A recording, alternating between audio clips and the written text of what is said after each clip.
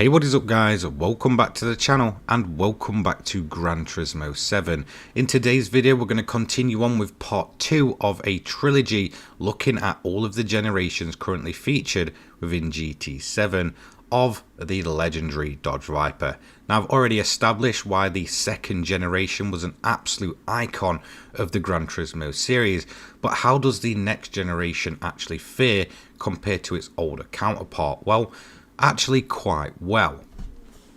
So before we get into some facts and we kind of talk about the car within GT7, let's have a look at the price for this thing. Now you can actually get this once again in two ways. You can either get it from the used car dealership for 115,500 credits, however this one will have a few miles on it. Or you can head over to Brand Central, head into Dodge and go and pick up a brand new one for 130,000 credits. There's no real difference between them, and if I had to say pick between the two, well, just go and get a brand new model and obviously one without the mileage included. So there we are, that's the price point, affordable and fast. So let's talk about this Dodge Viper here. This is the third generation of Viper. Like I mentioned, you had the convertible, the coupe, and then the complete redesign, which starting off, well, with the third generation. This is a completely new look to the Dodge Viper, whilst also still paying homage to its older counterpart.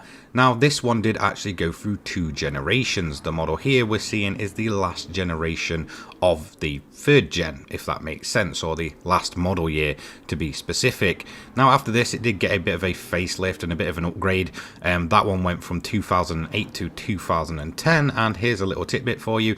They actually didn't make a brand new model for the year 2007. They actually continued on selling the 2006 model all the way until the next generation actually launched for a couple of years before being outdated by the next car that we'll see in tomorrow's video. Now just taking a look at this thing, as you can see, it very heavily takes its styling cues from its older counterpart, obviously that being the second generation of Dodge Viper. It retains its coupe's look, it retains that very much, you know, aggressive styling at the front, and at the back again it doesn't look kind of too different. It just looks overall, I guess in a way, a little bit chubbier, but still looks very much an aggressive road going machine. Now in terms of its iconic status, I can't realistically say I find this one half as iconic as the previous generation before it. However, it is still an iconic car in its own right. Now there was actually kind of two different versions of this vehicle, and they do get kind of spoken about in the same sense, but they're pretty much two different vehicles for a reason. There's the road going version, the one we're seeing here, the SRT10, and then there is the competition coupe. Now that thing was essentially Dodge's aim at taking on the tracks in terms of actually seeing these kind of models or this kind of generation on track. It was the competition coupe that you usually saw, meaning that the one you're seeing here is very much a road going car, although it did have a few kind of look-ins in terms of, you know, overall the drift scene. Essentially, let's just go with that.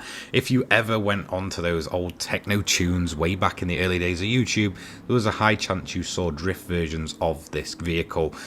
Yes, it did get a pretty big following in the drift scene for being a bit of a oddball, considering it was a V10 with a massive engine just spitting out drifts here, there and everywhere. But in terms of the race going version, the one that you usually saw on track was the competition coupe.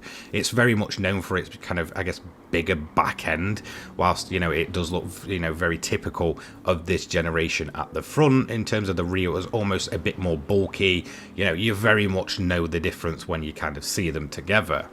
But was this car as successful as the previous generation? We all know that in terms of Le Mans and on the track, that car was very, very successful. Now, in terms of, you know, kind of what the stats say, it was decent, maybe not as good as the previous generation, but that nonetheless took it away from being a very, very good race car. Now in terms of those competition coupes, which we don't actually see within GT7, I'll just give you a bit of a real life experience with them. They were very, very loud and very, very fast. Now I remember way back in, it must have been around about 2006, 2007, there was a bunch of competition coupes running in the British GT, and that was my first real world experience actually seeing a Dodge Viper. like I said before, I absolutely adored the Dodge Viper, mainly due to the second generation, but in terms of real world experience, I never actually saw one until that point in my life. And as a little lad kind of meeting your hero, it was just absolutely incredible. And I just remember those things being incredibly deafening, incredibly loud, and incredibly quick. They was honestly, I know people say don't meet your hero, but when you meet in a car as brutal as the Dodge Viper, although it's not the one that you originally fell in love with, it does allow you to appreciate sort of the next generation. And that's kind of how I kind of came to appreciate this generation of Dodge Viper, was actually seeing one in the flesh. There is plenty of footage of competition coupes and, you know, this kind of styled generation of Dodge Viper going about all over YouTube, and I fully recommend you guys watching it.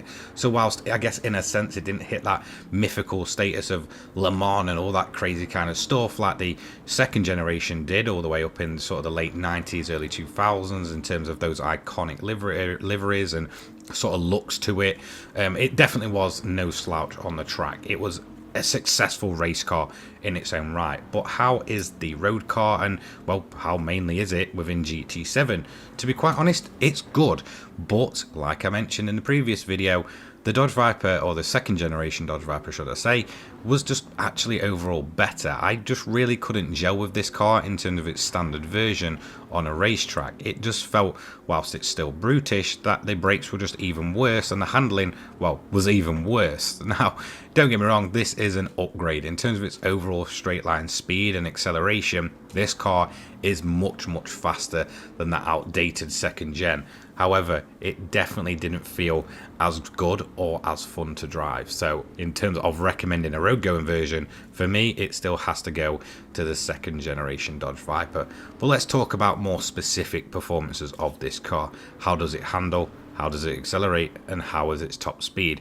Well, to be honest, it's no kind of hidden away, you know, secret that the Dodge Viper is definitely not a slouch in terms of its acceleration or top speed. This thing will hit some insanely high top speeds, once again powered by that brutish classic V10 sound that made the Dodge Viper such an icon, and it's absolutely fantastic for it. It's just part of the reason why I love this car so much, or you know, this model of car so much, and just why the V10 to me is just such a cool engine. The Dodge Viper for me and Formula One made the V10 an absolute iconic engine all the way to this day.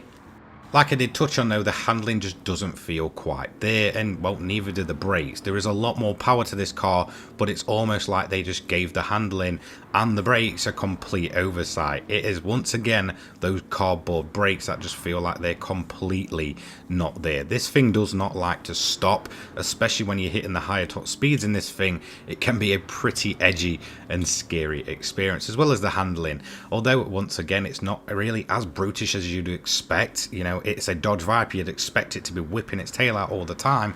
It certainly felt like it would struggle to actually get into the corners in the way that you'd actually want it to. Now again, this does make this thing an incredibly good straight line monster, but in terms of a track, well, if you've got a bunch of turns, then I just wouldn't recommend taking this thing out on track. But overall, it is still an absolute hoot, and it's still better actually in terms of its standard version than the third car that we're going to see in this trilogy, and I'll explain why in that video.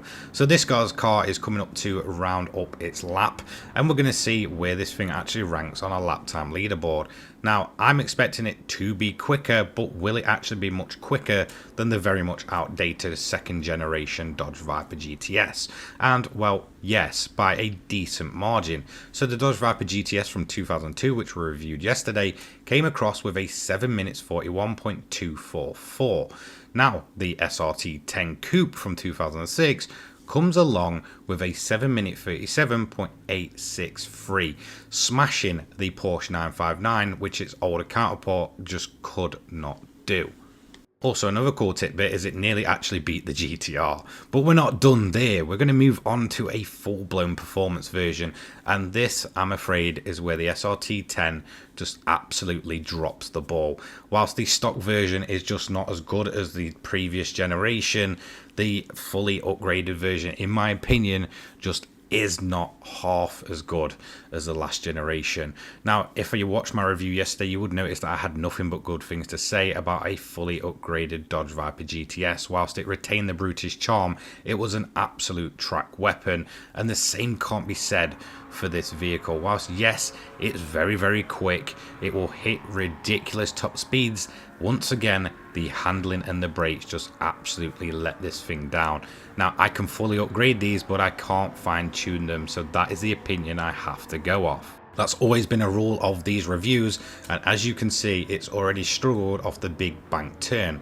Getting it down on the brakes, it was okay, but certainly not as good as the previous generation, and the exit speed was, well, fine. It does not struggle in terms of its acceleration or top speed, but it certainly struggles through the tight sections, and like I said, it still retains that from the stock version. If you've got a tight track or any kind of low speed corners, I do not recommend taking the SRT10 coupe out. However, it is very much a straight line speed rocket.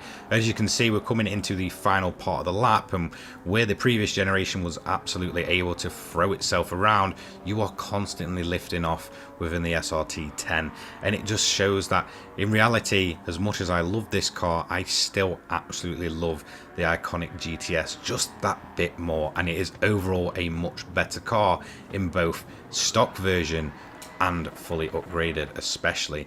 Now, in terms of the lap time, as you can see, it's gone on to then drop the ball. It comes overall 6th, whereas the previous generation comes 3rd.